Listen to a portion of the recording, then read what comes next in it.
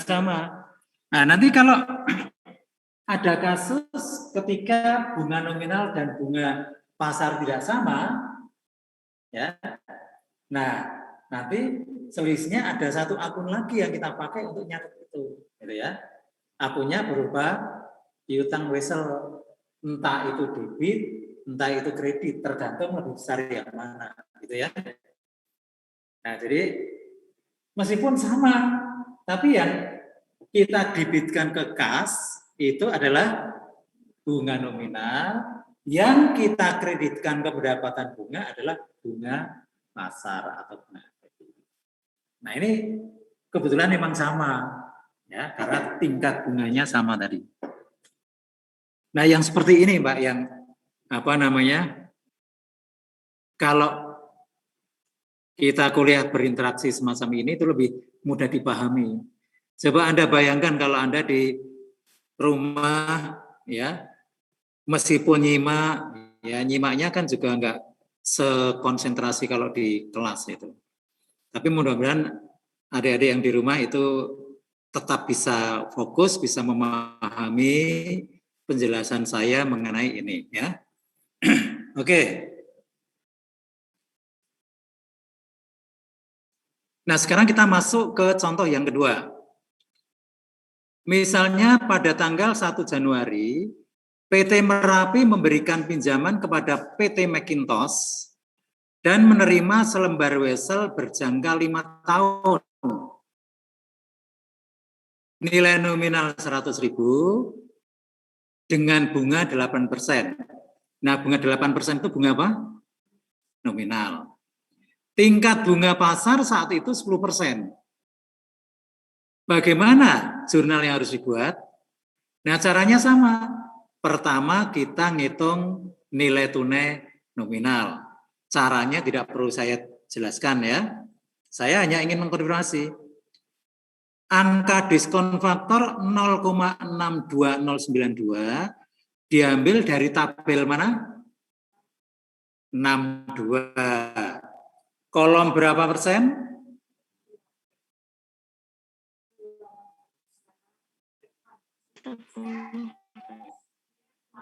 Oke, jadi 0,62092 diambil dari tabel 62, yaitu tabel present value of single sum. Kolomnya adalah kolom tingkat bunga pasar, yaitu kolom 10%. Barisnya 5. Ya. Nah, sebetulnya di sebelah kanannya sudah ada keterangannya ini. Present value factor 5, ini baris, 10% itu kolom. Tapi kalau hanya ini aja kan nggak jelas, ya. Perlu saya perjelas, perlu saya tanya berulang-ulang supaya segera bisa melekat gitu, ya. Oke, jadi dari kolom 10% baris kelima. Ya sudah, kalau sudah kita peroleh angkanya tinggal kita hitung, kita kalikan. Kemudian berikutnya nilai tunai bunga. Karena bunga nominal 8%, maka bunga per tahun adalah 8% kali 100.000, 8.000. Kemudian kita kalikan dengan diskon faktor yang diambil dari tabel present value of ordinary annuity alias tabel 64, kolom 10%, baris kelima. Kita peroleh angkanya 3,799079. Nah, setelah kita kalikan, kita peroleh angka 30,326,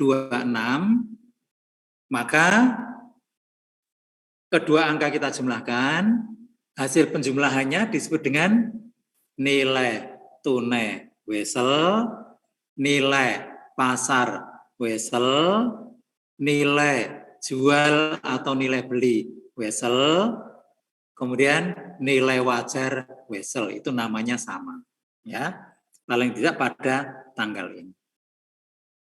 Nah, dengan demikian PT Macintosh meminjam uang senilai 100.000, tapi yang kita serahkan itu hanya 92,418. Ya. Uang yang kita serahkan hanya 92.418. Mengapa?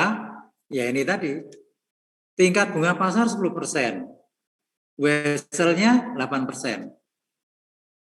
Ya, 8%. Maka yang 2%, ada selisih 2%, itu nanti menyebabkan terjadinya selisih ini. Nah, itu nanti selisihnya disebut dengan diskon. Nah, diskon atau nanti kalau ada kasus premi ya, itu sebetulnya bagian dari bunga. Ya, bagian dari bunga.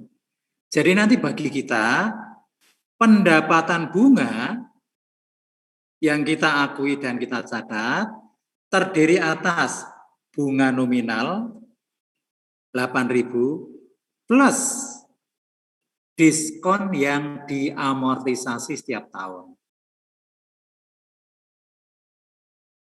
Ya. Oke. Nah, jurnal yang dibuat pada saat terjadinya transaksi debit piutang wesel, kreditnya kas. Senilai berapa? Senilai 92.418. Nilai apa itu? Nilai pajak, nilai pasar, nilai tunai, ya itu. Jadi PT Macintosh punya utang kepada kita 100, tapi saat itu dia hanya nerima 92.418. Ya. Nah, sekarang setelah mencatat ini kita akan membahas tabel amortisasi wesel. Ya. Nah, saya terangkan dulu secara besar. Ini ya, Mbak, kalau Anda memahami cara ngitung nilai tunai, kemudian memahami cara membuat tabel. Jadi tabel ini nanti digunakan sebagai dasar untuk membuat jurnal berikutnya.